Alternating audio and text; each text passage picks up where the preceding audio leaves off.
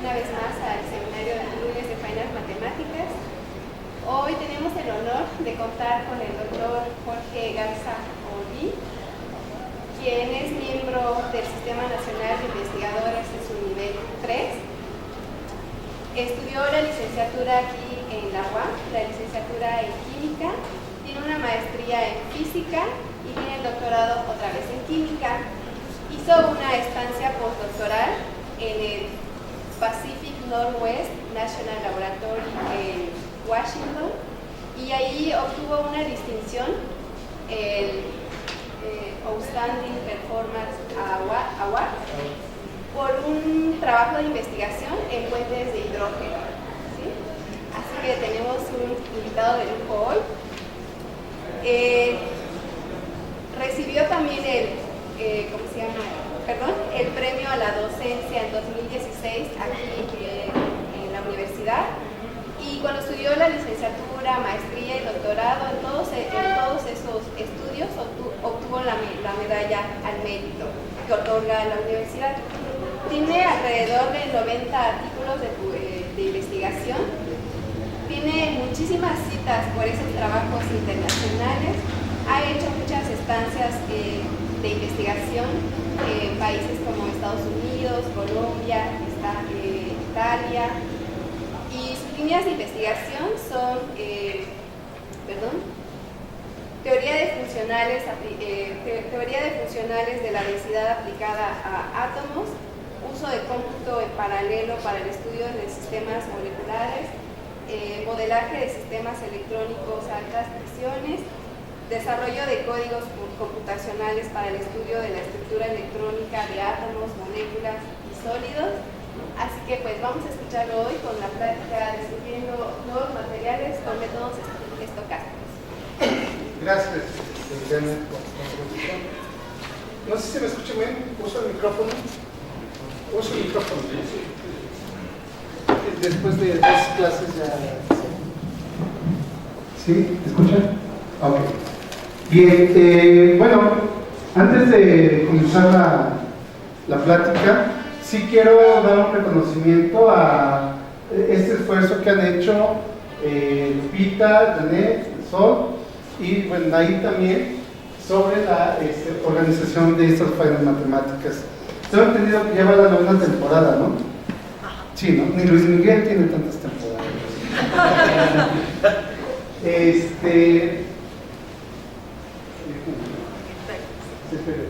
Muy bien, entonces, bueno, muchas gracias por haberme invitado y espero que pueda llenar las expectativas de lo que están esperando, ¿no?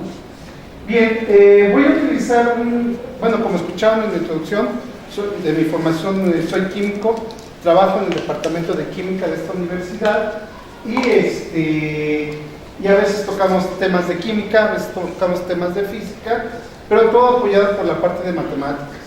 Entonces voy a comenzar esta charla con el óxido de zinc. El óxido de zinc es súper común aquí en este planeta, porque voy a hacer referencia a otros planetas.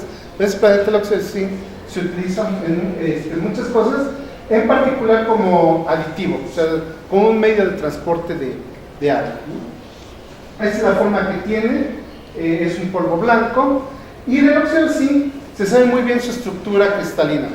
Está súper bien reconocida, es la zincita, cómo está puesto el zinc y alrededor de los oxígenos y también los otros átomos de zinc. Entonces, es una estructura bien conocida, bien caracterizada. Pero fíjense que en diciembre del año pasado, o sea, no tiene esto un año, no tiene más de un año, que reportaron que el óxido de zinc, pero no el cristal, el óxido de zinc como partículas pequeñas, como nanopartículas, es un material que promete para aplicaciones biomédicas. En particular, han visto que ayuda en las actividades de anticáncer y antimicrobiana. Entonces, no es que esas partículas sean las responsables de tener beneficios contra el cáncer, por ejemplo, no, o sea, abre algunos canales, empieza procesos, estas partículas, entonces los medicamentos para ese tipo de problemas actúan mejor. Pero entonces se han visto que el óxido de zinc sí puede ser beneficioso para este tipo de problemas que nos aquejan un montón de nosotros, ¿no? Pero la parte importante aquí, muchachos, es que esté en forma de nanopartículas. O sea, la estructura que tengo aquí ya no es esa estructura. Entonces la pregunta es, ¿cuáles son las estructuras que yo puedo tener en el óxido de zinc cuando tengo solamente agregados de él, no tengo un cristal? Y bueno, entonces nos dimos a la tarea, ya estábamos en el inter del problema de óxido de zinc, sobre partículas de cierto tamaño, cómo está el arreglo en el espacio, cómo se une el óxido de zinc en partículas pequeñas. Aquí estoy representando 4 óxidos de zinc, 4 moléculas de óxido de zinc, ¿no? Con el color rojo, oxígeno, color gris, el zinc. En este caso tengo 4 moléculas de óxido de zinc. Pero esas 4 moléculas de óxido de zinc, pues también las puedo tener en este arreglo. O también lo puedo tener en este arreglo. Y sobre el óxido de zinc con N igual a 4, con I igual a 4, puedo tener un montón de arreglos. Entonces, si eso es para cuando tengo 4, ¿qué pasará si tengo 3 de óxido de zinc, 4, 5, 6, 8, 20 y tantos óxidos de zinc? ¿Cómo va a ser el arreglo de esas partículas en el espacio? Esa es la pregunta, porque finalmente lo que queremos es saber si van a actuar en nuestro cuerpo, en el cuerpo humano, cómo lo van a hacer, en forma de qué y sobre qué tipo de sistemas, ¿no? Entonces, esa es la pregunta básicamente que quiero plantear hoy y voy a mostrar más o menos cómo lo resolvemos, ¿no? Entonces, esa es la idea. ¿Cómo poder encontrar para una misma composición la conformación en el espacio? A ese tipo de sistemas se le conoce como isómeros. Estamos en la búsqueda de isómeros, en particular del óxido de zinc, y luego voy a hablar de otras cosas. ¿Vale? ¿Cómo lo hacemos? Bueno, voy a empezar con el sistema más pequeño que puedo tener el óxido de zinc, que es una molécula del óxido de zinc, un zinc de un lado y un oxígeno del otro. Entonces, la idea es, ¿qué sucede del óxido de zinc si lo que yo empiezo a hacer es acercarlo o alejarlo? Es eso. Entonces, este tipo de gráficas nos las enseñan cuando, no sé si han llevado algún curso de química general, pues lo que nos dicen es cómo la energía de interacción con respecto a la distancia, en este caso le puse un parámetro, puede ser distancia, puede ser ángulos, pueden ser ángulos diedros. Entonces, ¿cómo responde el sistema? ¿Cuál es la energía del sistema? Dependiendo en este caso cómo es la distancia entre el óxido y el zinc. Es eso. Lo que sí se ha visto y lo que se sabe es de que lejos, bueno, pues ese puede ser nuestra referencia cuando están totalmente alejados, los empiezo a acercar y esta parte, la parte que está abajo de este eje, el eje X, lo que me está representando es atracción. Cuando las partículas se empiezan a atraer entre sí. La parte que es positiva es la repulsión. Entonces, claro que empiezo a acercar, favorezco la interacción y se quieren quedar ahí, pero si empiezo a apachurrar más, esas cosas no lo quieren y se repelen. Entonces, este punto sería el punto donde nosotros podemos encontrar de manera estable el óxido de zinc. Esta sería su distancia del enlace del óxido de zinc y la profundidad de eso sería la energía con la que se agarran. Entre más profundo sea, es más fuerte el enlace. Más pequeño, más débil va a ser el enlace. ¿Está bueno? Pero esto es con 2 óxidos de zinc. Un óxido de zinc, un zinc y un oxígeno. Pero imagínense cuando yo empiezo a incrementar el número de esas partículas, voy a poner un ejemplo. Otra vez voy a poner la energía de interacción con respecto a 2 parámetros. Pensemos en un parámetro que me dé distancia y un ángulo. Un zinc con 2 oxígenos. ¿Cómo es la interacción entre ellos? La estoy representando aquí. Esa sería mi superficie de energía potencial y la voy a poner de ladito. Quedaría así. ¿Sí lo ven? Entonces, aquí sería mi referencia cuando están muy alejados y se dan ustedes cuenta que va a haber unas partes donde voy a tener mínimos. De hecho, aquí también va a empezar a bajar la energía. Pero también así como tengo mínimos, tengo máximos. Lo que voy a hacer de esto es un corte sobre el parámetro 1. ¿Se dan cuenta? En el parámetro 1 puse un plano para un valor fijo del parámetro 1, puse un plano y hago un corte, una rebanada. Esa rebanada sería esto. Esta figura es exactamente igual a esta figura, nada más que aquí ya le dimos un corte. Toda esta parte del frente ya no la veo. A cambio veo esto. Dense cuenta que es algo muy parecido cuando tenía el óxido de zinc solito, óxido y zinc solitos. Y aquí nuevamente yo puedo encontrar un mínimo. Eso dice el corte aquí. ¿Qué tal si hago otro corte? Incrementé el parámetro 1 y ahora este plano me va a representar el siguiente corte, que sería así. Entonces, en este caso, estoy viendo dos mínimos, pero ninguna de ellas me representa el mínimo mínimo, que es el en el que yo estoy interesado, ¿no? Que estaría por aquí abajo. Entonces, espero que perciban el problema que tenemos en la búsqueda de isómeros. Siempre que buscamos la composición de una sustancia, dependiendo del número de átomos o de fragmentos que tenga esa sustancia, encontrar su mínimo es complicado. Ese es el problema, muchachos. Lo que le vienen a hablar ahora, como son las faenas de matemáticas, es cómo encontrar mínimos. Es un problema que nos enseñan desde ¿cuándo? De mínimos. Los niños de ahora nacen con un chip. Ya saben dónde están los mínimos, ¿no? Generalmente se da en la prepa, ¿no? Generalmente cuando algo de cálculo va en la prepa. Ese es el problema. Pero el problema que tenemos en la química es un problema, lo quise esquematizar aquí, de este tipo. Tengo la energía de interacción con respecto a algún parámetro, puede ser distancia, ángulo, lo que ustedes gusten, pero exhibe un montón de mínimos. ¿Sale? Hice un corte aquí, ahorita van a darse cuenta, esto continúa. Hay muchísimos mínimos ahí. ¿Cuál es el mínimo que nos interesa? Uno de estos dos. Porque en términos probabilísticos son los que van a ser favorecidos y que se pueden encontrar experimentalmente. Entonces, nuestro problema del óxido de zinc es, tenga usted la composición de óxido de zinc, ¿cuál va a ser el isómero que experimentalmente va a encontrar? Y es el que va a estar relacionado con esas actividades anticancerígenas con las que comencé esta charla. Está fácil el problema, ¿no? Bueno, si se dan cuenta aquí, si yo se los pongo a mis muchachos ahora que estoy dando geometría analítica, a ver que se encuentren todos los mínimos que están acá, ¿cuál podría ser una estrategia? Empiezo con el parámetro con un cierto valor, empiezo a moverme en ese parámetro y ver si encuentro un mínimo. Tengo que seguir incrementando ese valor, el valor del parámetro, y donde yo me paré empezar a evaluar las derivadas y ver si encuentro los mínimos.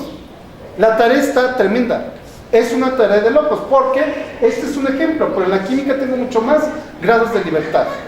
Entonces lo que ha hecho la gente, lo que hemos hecho, es abordarlo de otra manera, de una manera estocástica. Vamos a ir sobre un método estocástico. Cuando escuchen de métodos estocásticos, estamos hablando de probabilidad.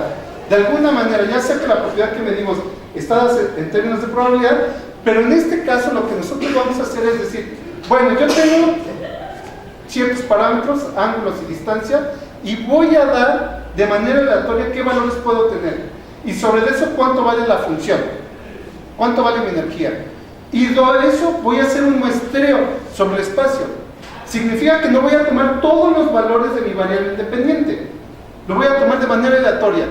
Y sobre eso, cruzo los dedos para saber si efectivamente me va a dar o va a estar cerca del mínimo que estoy buscando. ¿Está bien? Esa es la idea. El método que voy a hablar hoy se le conoce como recocido simulado. Es un método que 1983, posiblemente algunos de ustedes todavía no hayan nacido, es muy probable, pero tampoco es tan viejo. Yo estaba un año de entrar a la universidad. No pueden decir que sea tan viejo, ¿no? Entonces, este artículo es de la revista Science del 83 y bueno, así lo llaman, optimización optimización, aquí está la lista, por recocido simulado. El recocido simulado, lo que hizo Kirkpatrick y colaboradores, es una cosa bellísima. O sea, lo que dijeron estos cuates es, pensemos que nosotros lo que tenemos es un sistema de partículas, de veras, un líquido. Tomemos un líquido y pongámoslo a cierta temperatura y luego empecemos a enfriarlo. pero enfriémoslo poco a poquito, poco a poquito, poco a poquito. Y se dieron cuenta que hacerlo de esa manera iban a encontrar el sólido que le representaba la energía más baja. Por eso se llama recocido simulado. Pone una cierta temperatura, pone a mover estas cosas, las partículas, y después de esto los empieza a enfriar. Y de esa manera va a encontrar, se dan cuenta que es una forma de poder encontrar el sólido más estable. Entonces, esto fue en 1983 en el departamento de bioquímica. Lo hicieron esto. Y esto lo hicieron gente de matemáticas. En 1985, no sé cómo se pronuncia, CERN, voy a suponer, pero tiene un acento ahí medio raro. Déjame ver la manita, ¿no?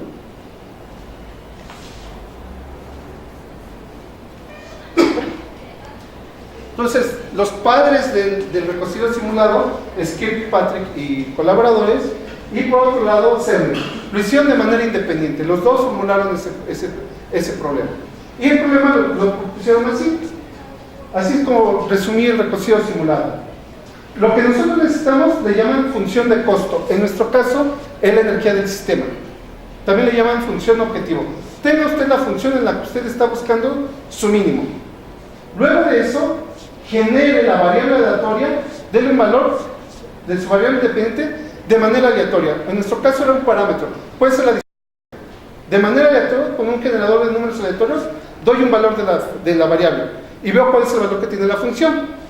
Y entonces digo, si la variable aleatoria genera una función menor que una con la que yo empecé con el primer punto, entonces esa va a ser mi función de referencia y por lo tanto mi variable va a representar mi referencia.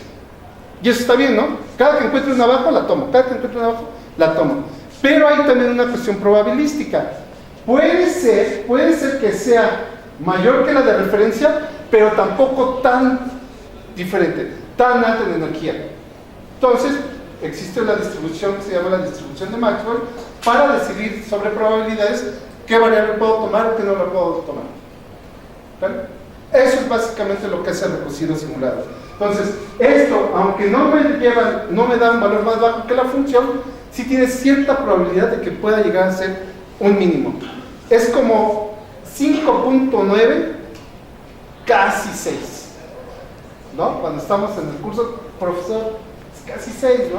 Entonces, más o menos. De eso se trata el recocido. Ya que hace eso, nuevamente este es un ciclo. Vuelvo a generar una variable aleatoria, vuelvo a generar la función, es menor que la anterior, la tomo. No, pero hay cierta probabilidad de tomarla, sí, la tomo. Y así me la voy llevando. Este es el recocido simulado. Para una temperatura fija. Ya que te dice, se muestró sobre una temperatura fija, bajo la temperatura y va de nuevo. Bajo temperatura y va de nuevo. No la puedo bajar muy rápido esa temperatura, ¿no? Entonces, hice para esa función que les presenté, hice el recocido simulado. Lo hice con matemática, ¿no? Para que ellos ya saben usar matemática. Entonces, lo que estoy representando aquí es la energía, mi parámetro, y de manera aleatoria estoy generando con matemática posiciones de la función. Entonces, lo que está haciendo es explorar la superficie de energía potencial. Primero, cuando estoy empezando con este proceso, pues todo empieza a tomar valores altos. Pero se van a dar cuenta que a medida que la temperatura empieza a bajar, esto se empieza a ir más sobre esta región, sobre la parte del 0 hacia abajo, ¿no? Ya casi va a terminar la simulación.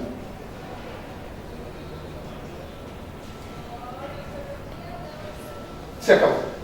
Ahí terminó. ¿Vale? Entonces, eso lo hice con matemática y bueno, no tenemos tiempo, pero, o sea, lo que tardo ahí es lo que tarda en matemática. No hice más. Lo eché a correr, tomé el video y ya está. Si lo vuelvo a hacer, vuelve a caer. En este caso es una función muy difícil, porque puede ser este mínimo que fue el que encontró o el que está acá. Cualquiera de los dos toma. O sea, es una función difícil. Lo hice a propósito, ¿no? Para ver si sí servía el recocido simulado. Muy bien, entonces ya está. Dentro del recocido, voy a aplicar el recocido simulado para la búsqueda de isómeros. Y entonces lo que yo necesito es mi función objetivo. Mi función objetivo en el recocido simulado está dado por la ecuación de Schrödinger. Cuando lleven la estructura de la materia, nuestros cursos de química general, se van a dar cuenta que hay ecuaciones básicas dentro de nuestra vida, ¿no? Una ecuación que no se nos olvida, teorema de Pitágoras, ¿no? La chicharronera. ¿A poco no? Ya un poquito más allá, fuerza igual a masa por aceleración. E igual a mc cuadrado. Bueno, pues esta es la que domina en el mundo microscópico, la ecuación de Schrödinger. Entonces la ecuación de Schrödinger lo que tiene es un operador. Este operador lo que contiene es la energía cinética de todas las partículas que están en el sistema, electrones y núcleos, las fuerzas que hay entre ellas, entre electrones y núcleos, electrones y núcleo. Es un problema de valores propios, pero es un problema súper complicado de resolver. Tan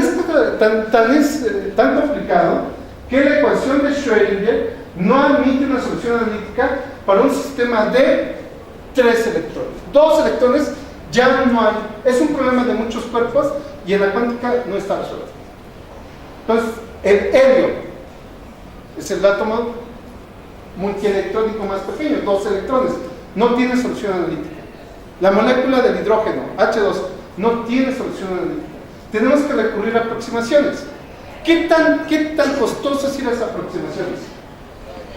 Bueno, entonces, la gente ha modelado la función de onda, y entonces la complejidad va así, tienen nombres, no lo quiero mencionar ahorita, ¿no? Pero sí hay una jerarquía sobre estos modelos, y existe otra que se llama teoría de funcionales de la densidad. Es otra manera de poder abordar el problema de muchos electrones. Tengo un problema de la función de onda, densidad electrónica, ¿qué tanto cuesta? Este es el óxido de zinc con 6 entidades de óxido de zinc, ¿sale? Rojos, oxígenos, grises, zinc, 6 óxidos de zinc. Esto es lo que cuesta encontrar la energía, depende del modelo que tengamos. Este método está basado en la función de onda, se llama de cúmulos acoplados, coupled clusters, y es una técnica, ya está sofisticada. Muchachos, es un número, ese número es de referencia, o sea, eso es difícil que se pueda mejorar con otra técnica, pero sacar esa energía con ese método, muchachos, yo debo de utilizar 320 cores en la computadora, ¿sale? ¿Qué computadoras tienen? Dual core, ¿no? Incluso los iPhones hay dual core, ¿no? También otros teléfonos son dual core, ¿no? Bueno, pues hay máquinas quad core, 4 cores. Hay de 8, 16, 20, 32 cores. ¿Sale? Esas máquinas, pues ya no las tenemos en la comercial mexicana, ¿no? Ya son muy especializadas. Esta máquina es la que tenemos instalada en supercómputo. Y de manera ininterrumpida la usamos por 15 horas. 15 horas para sacar la energía. Yo fijo la posición del óxido de zinc, 6 óxidos de zinc, le tomo una foto, veo cuánto es su energía y debo de esperar eso. Entonces, hacer recocido simulado, aunque es eficiente, con coupled cluster es muy complicado. Entonces, vamos al otro nivel de teoría, que es teoría de funcionales de la densidad. Ahí solamente requiero de 4 cores y con 600 segundos ya la hago. Pero aún así, recocido simulado es caro para eso. Entonces, necesitamos una aproximación más. Hay una aproximación que está basada en métodos semiempíricos. Ahí lo podemos hacer en una laptop y lo hace en 2 segundos. Entonces, esa es la estrategia que nosotros hacemos, ¿no? Tenemos miles. Ahorita vamos a ver un sistema donde hicimos 2,5 millones de estructuras. Y todo lo que hicimos entonces fue primero de discernir cuáles sí pueden ser a través del método semiempírico. Ya que lo hicimos con el método semiempírico, vamos a una técnica un poco más refinada como DFT, y algunos de esos que encontramos corroboramos que efectivamente es el mínimo con la técnica de coupled cluster. Es eso. ¿Cuánto tarda un proyecto de este tipo? Mucho tiempo, porque la máquina que tenemos aquí de supercómputo lo compartimos entre muchas personas. Entonces no es de que ahí va mi cálculo y ahora que espero. Hay que esperar que entre, y ya que entra, 15 horas. ¿Está bueno? Muy bien, entonces, vamos a ver. De esos 3 que les di, muchachos, con los que comencé esta charla, resulta que este es el ganador. Es el que tiene la energía más baja. Pero fíjense que no nos dice mucho, Porque cómo están conectados entre ellos. Siempre que nos enseñan en las películas, en nuestros cursos, cómo están unidas las moléculas, el agua, pues dicen, pues el oxígeno está con un enlace de hidrógeno y el otro hidrógeno también está enlazado. Es lo que nos sucede, ¿no? Cómo están conectadas las moléculas. Esto no, la ecuación de Schrödinger me dice, para esta configuración, esta es su energía. ¿Dónde están los enlaces? ¿Quién sabe? Entonces vamos a ver qué tenemos que hacer para saber los enlaces. Pero este es el ganador, este es el de más baja energía. Ahorita espero que sí. Este es óxido de zinc con 23 entidades de óxido de zinc. Lo hice a propósito con un código que es código libre, se usa mucho, se llama Avogadro. Entonces lo pueden bajar a Avogadro, se pueden armar moléculas, y cuando yo leí con Avogadro esta estructura, fíjense que hay cosas raras. Entre este y este no están enlazados. Entre este y este no están enlazados. Aquí no hay enlace. Donde se ve que podría haber un enlace, este código Avogadro no lo da. Y hay artículos que nosotros, antes de publicar, pues vemos qué es lo que ha hecho toda la gente alrededor de estos temas, y resulta que vimos algunos isómeros y había conectividades que dijimos, esto no se conecta así. ¿Por qué? Pues porque la gente que hace este software decide a qué distancia si existe o no existe un enlace. Entonces debemos de buscar dónde sí puede haber un enlace y dónde no puede haber un enlace. ¿Quién nos ayuda a eso? Bueno, pues la densidad electrónica. ¿Se acuerdan de sus cursos de cuántica? No de cuántica, de química general. Esto desde la secundaria, ¿no? Para el átomo de hidrógeno, el orbital tipo S que nos dicen es de una forma de una esferita. Lo puse aquí en un plano. La parte más brillante es el valor más alto de la densidad electrónica y luego va decayendo y vale cero. Luego el cacahuate de los P's, ¿no? Ds. Fs. Pero eso es para el átomo de hidrógeno. Yo quiero estudiar isómeros en sistemas grandes. ¿Qué tan grandes? Proteínas, por ejemplo. ¿Sabe? Entonces, en este caso, lo que les estoy presentando aquí, muchachos, es la densidad electrónica de un residuo de una proteína de 600 átomos, más o menos. Y hay otra que esta tiene 1000 y tantos. No están conectados, no sé, a propósito, no puse la conectividad entre ellos. Nada más estoy diciendo dónde, recuerden, el concepto de densidad electrónica es dónde o en qué regiones es más probable que yo encuentre los electrones en mi molécula. Es eso. Eso es lo que nos han dicho de la densidad electrónica, pero hay cosas bien interesantes de la densidad electrónica. Ese es el gradiente de la densidad electrónica. Para los que no saben, el gradiente es saco la derivada de la densidad con respecto a X, con respecto a Y, con respecto a Z y me da un vector. En este caso ese vector está sobre el plano de una molécula. ¿Quién sabe qué molécula es? Pero se dan cuenta, sí, no sé si acá se ven las flechitas. Aquí se ve que es una flechita, ¿no? Sigue. Aquí hay otra flechita, se queda aquí adentro. Viene otra flechita por acá, se queda aquí adentro. Si yo trazo las trayectorias que ponen esas líneas del gradiente, se verían así. Esta es otra molécula. Esta gráfica nos da un montón de información. Por ejemplo, hay líneas peculiares como las azules que la gente en un modelo de átomos dentro de las moléculas, pues dicen, esta es una forma de representar un átomo. De aquí para abajo es un átomo. De aquí para abajo es un átomo. Y lo que está en rojo, todo lo que está aquí, es otro átomo. Ese es el concepto de un átomo en una molécula. Siempre que nos dicen de átomos pensamos que son cosas redonditas. Pues ahora no. Les presento cómo se ven los átomos en la molécula de agua. Y no solo eso, sino que dan una forma, dan un algoritmo para poder encontrar estas líneas que son verdes, donde me indica dónde se está uniendo un átomo con respecto de otro átomo, que sería el concepto de enlace químico. ¿Vale? Entonces dice, aquí hay un punto crítico de enlace y sobre D, o sea, donde el gradiente vale 0, y sobre D hay una trayectoria que une dos átomos. Entonces nos dimos a la tarea de decir, bueno, si yo tengo la energía de mi sistema, su densidad electrónica, pues busquemos los contactos. Este es un sistema grande que se llama la ciclodextrina, tiene cerca de 100 átomos. No hay conectividad, muchachos. Aquí yo no puse la conectividad con un programa en particular, lo que seguí fueron esas trayectorias de enlace que les acabo de mostrar. Todo lo que está aquí son puntitos que me representan átomos y entre ellos cómo están unidos con sus respectivos puntos críticos que me dicen si hay enlace o no hay enlace. Hagámoslo con nuestros isómeros de óxido de zinc. Ese es el ganador, el de más baja energía. Así es como se uniría. Es el siguiente en energía, es un cubito. Estas estructuras no las hicimos nosotros, acuérdense. Quien nos llevó esas estructuras fue el recocido simulado. Muy simétricas, están preciosas las figuras. No fueron tocadas por ninguna mano humana. Lo más puro en la vida lo pueden tener aquí. Nadie lo ha tocado. La otra estructura, ¿sale? Aquí ya está un poquito más complejo el asunto, ¿no?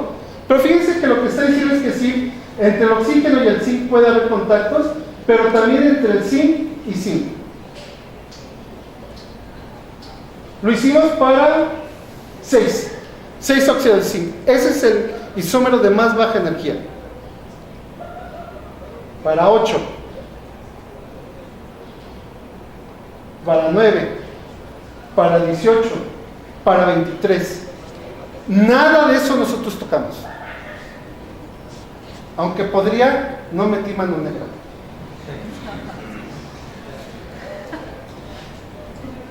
¿Sale? Es bien padre. Fíjense que la conectividad que nos está dando son figuras, no sé si ven los cuadritos, y hexágonos. Nunca en estos sistemas encontramos pentágonos. Nunca. Cuadritos y hexágonos. Entonces, bueno, lo hicimos para un montón de isómeros. Entonces, lo que nosotros pensamos es que no se parece al cristal, no es la forma que nos dio el cristal cuando yo comencé la charla, y es la forma en que se harían las nanopartículas del óxido de zinc. Esto lo publicamos, bueno, lo aceptaron el trabajo en mayo de este año, más o menos en junio fue donde apareció este trabajo. Ya está publicado, ¿no? Muy bien. Otro sistema que estudiamos con recocido simulado está relacionado con la atmósfera de Marte. Está bien padre. Es un tema, no sé si yo acabo hace unos minutos de recibir una invitación, yo con muchos profesores lo hicieron, no sé si ustedes, de participar en problemas relacionados con Marte. ¿Cuáles son los retos tecnológicos de habitar Marte? ¿Qué tendríamos que hacer? Proyectos para habitarlo, ¿no? Primero llegar, estar ahí, cómo habitar y cómo que fuera autosustentable. De hecho, vi unas conferencias ahí en un pradito donde, ¿cómo se llama? La Agencia Mexicana del Espacio, ¿no? La NASA, digamos, pero en México, está organizando ese tipo de cosas, ¿no? Bueno, este artículo, muchachos, está bien padre, julio del 2007. Y lo que trata son hidratos de clatrato de metano. Y dice como una potencial fuerte de metano para la atmósfera marciana. El problema está vigente y es muy bonito. La gente, bueno, ya detectaron que hay metano en Marte. No saben de dónde sale el metano, pero sí saben que hay metano. También seguramente ya hayan escuchado la noticia, no tiene mucho, que sí hay agua en Marte. ¿Sale? Entonces, entre agua y metano se forman lo que se conocen como los clatratos. Tienen esta forma. Nosotros nos dimos a la tarea de estudiar clatratos.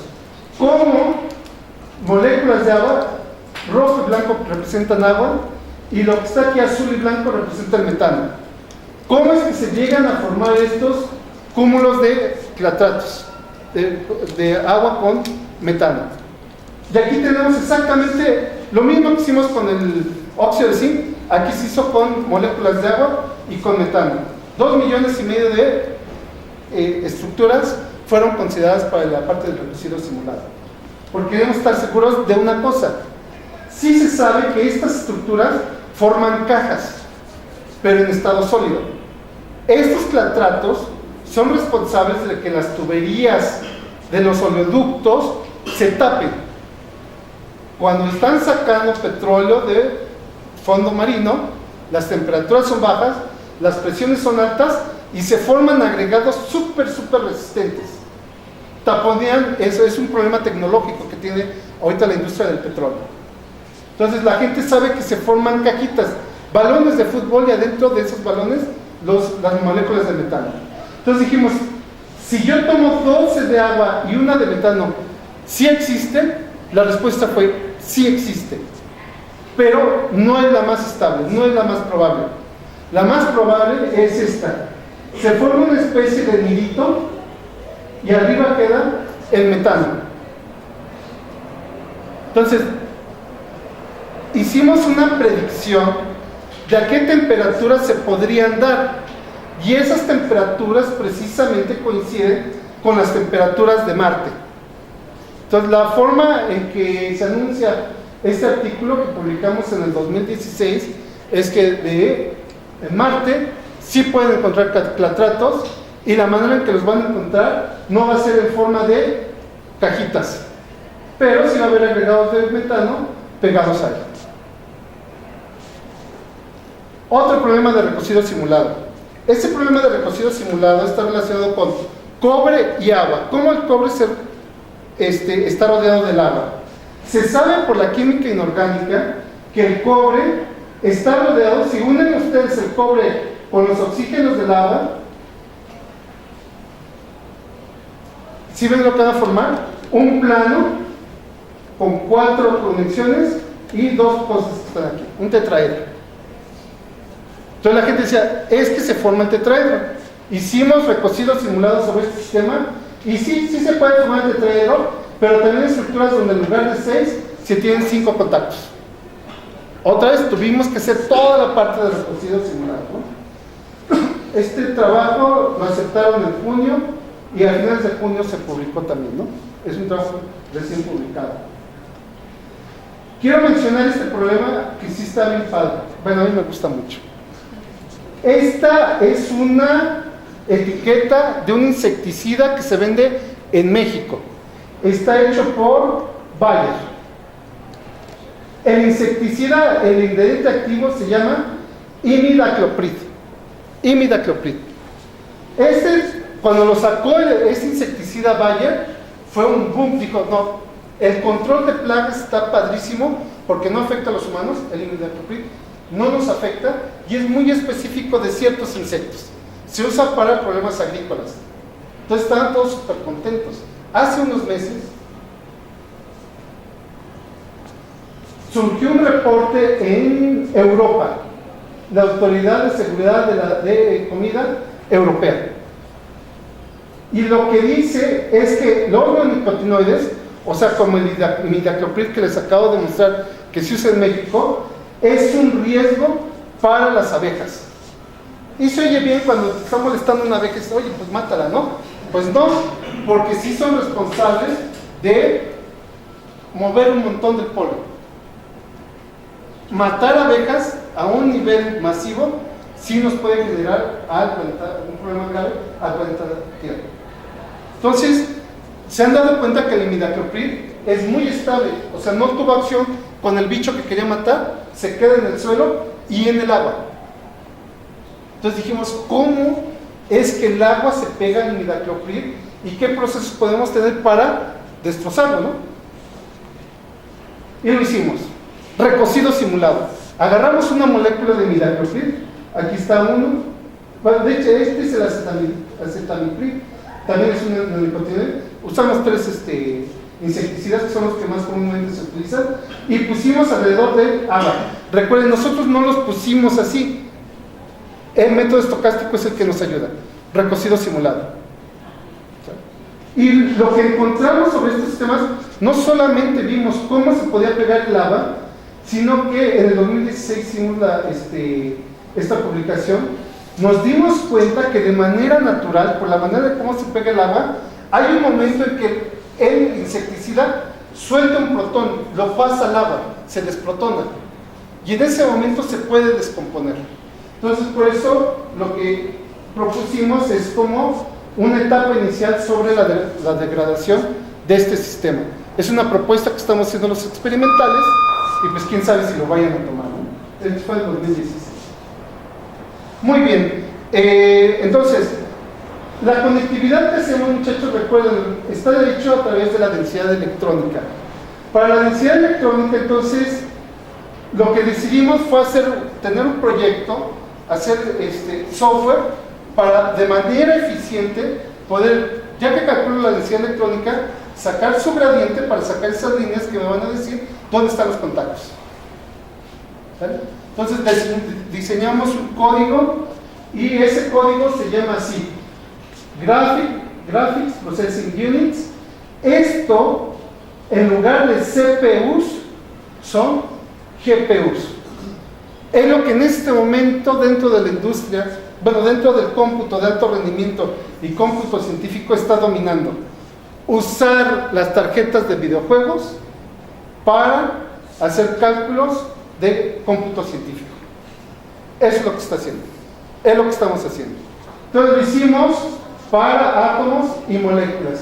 Y le pusimos el GPU1, le llamamos GPU1 o GPU-AM, como quieran, ¿no? Y hace un montón, o sea, lo diseñamos de tal manera que hagan análisis de muchos campos escalares y vectoriales dentro de la química cuántica.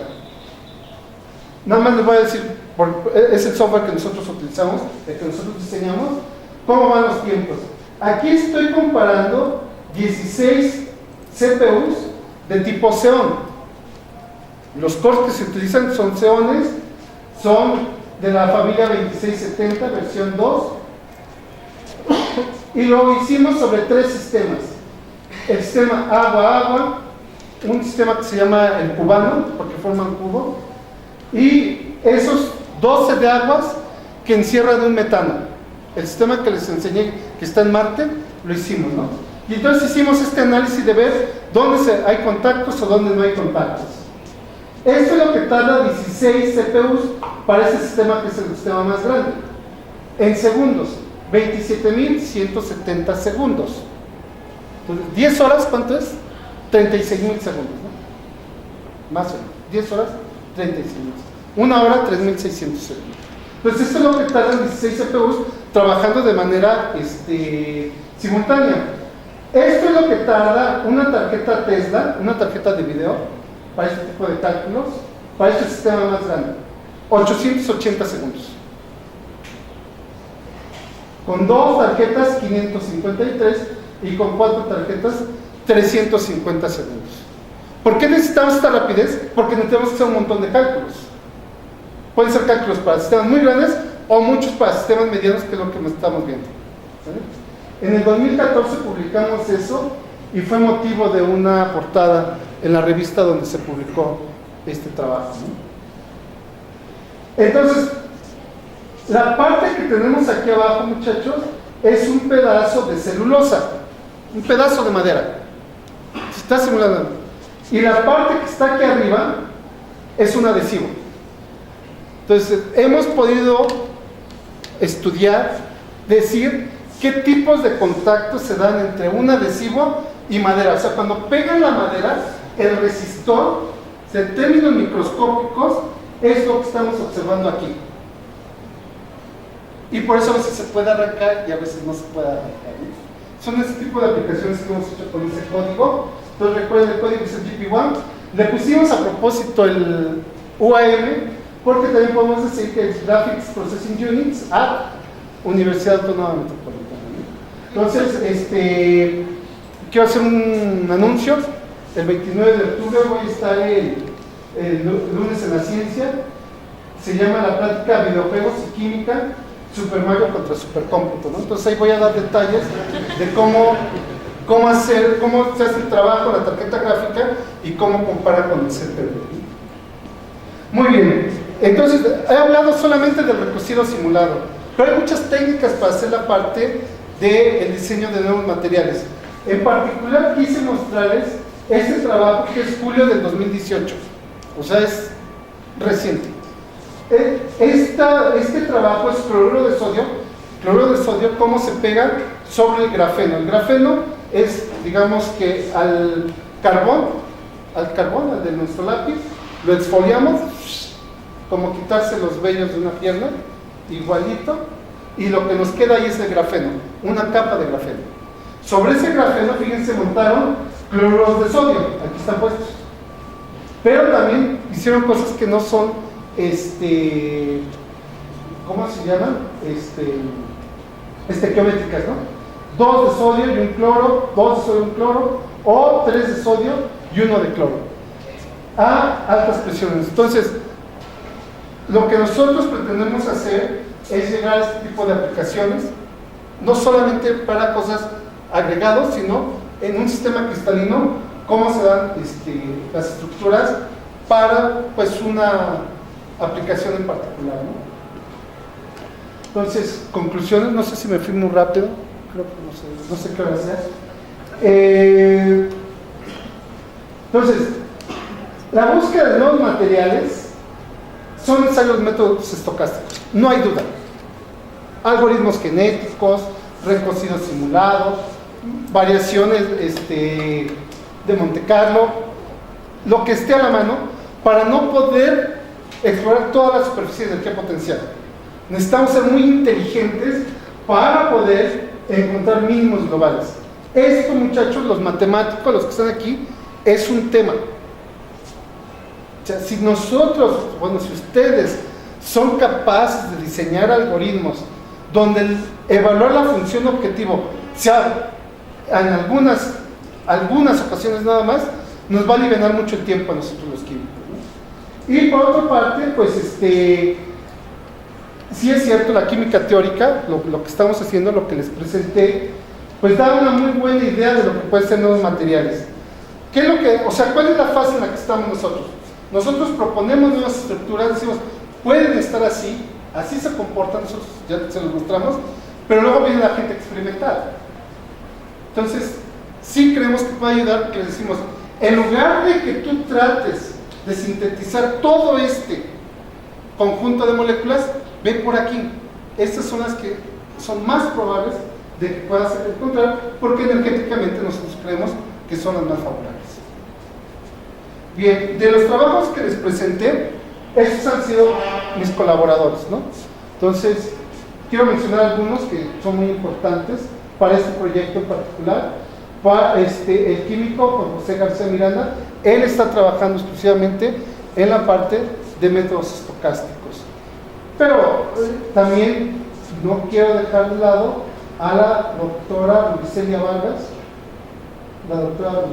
que es mi más cercano colaborador. Y bueno, quiero agradecer por supuesto a la UAMI, el laboratorio de supercómputo. Sin ese laboratorio no podríamos hacer mucho de esto. Sí es cierto que con los GPUs hemos metido nuevos algoritmos, tenemos nuevos códigos, nos han ayudado mucho, pero sin supercómputo sería imposible, ¿no? No sé si hayan visitado alguna vez el laboratorio de supercómputo, si hayan escuchado el laboratorio de supercómputo. Es una infraestructura, lo puedo decir sin problema alguno, de primer mundo. La respuesta es para hacer uso de ella. Lo podemos usar cualquier hora del día, en cualquier parte del mundo, y siempre la respuesta es buena, ¿no? A CONACYT también debo agradecer, porque cuando empezamos con esto de la programación de GPUs, fuimos los primeros en México que empezamos a hacer intentos para diseñar nuevos algoritmos de la química teórica, ponerlos en GPU. No estoy segurísimo que en Latinoamérica somos de los pocos grupos que hemos desarrollado en GPUs, y en particular en química teórica somos el único grupo. Entonces, eso fue a través de CONACYT. Si tienen alguna pregunta que no la quieran decir, pueden usar mi correo electrónico, y también si gustan, pues visiten nuestra página de web. Y pues por mi parte es todo.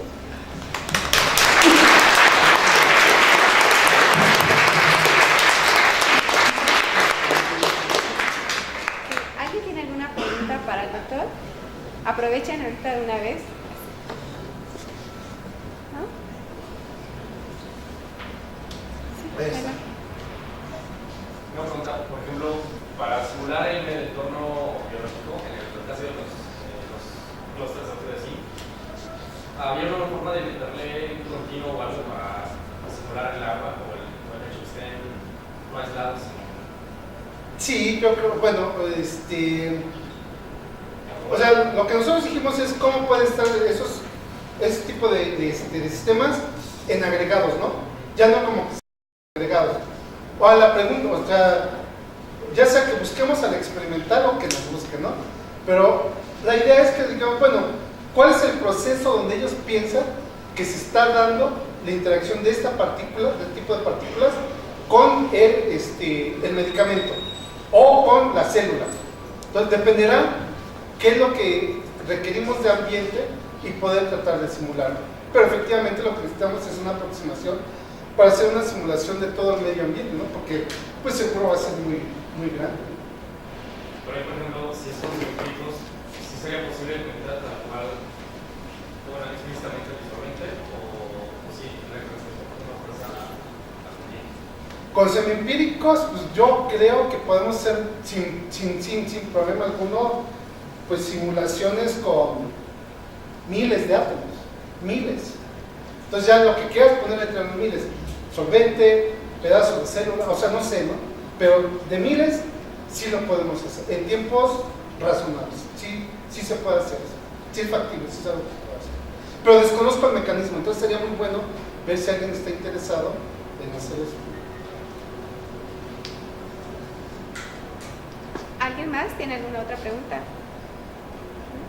Pues entonces agradecemos al doctor por su plática y muchas gracias por su asistencia.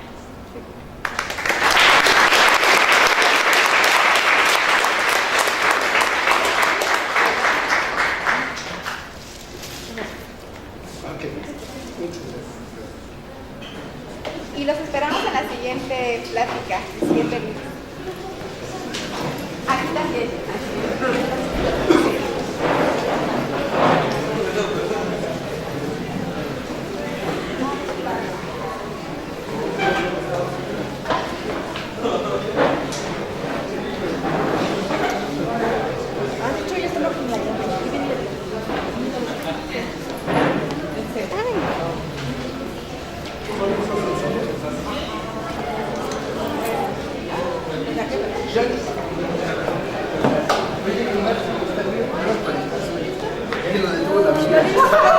Te lo juro. Que se te inconveniente, carnal. Sí, me acaba de decir el señor, no es broma.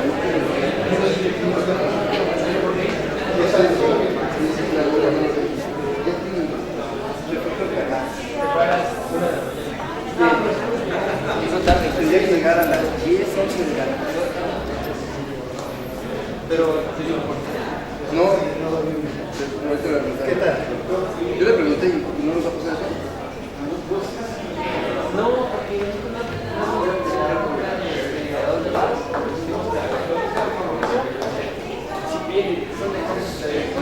Pues no sé, Y la plática también se nos va a pasar. ¿De la charla? ¿De la charla? Sí. Ay, pero... Sí, es que se me olvidó que voy a hacer. o sea, ya que tengo el parámetro, ¿Sí ya te tiene la apagaste? función de cosas. Lo apagué. No, o sea, No se apaga, no se apaga.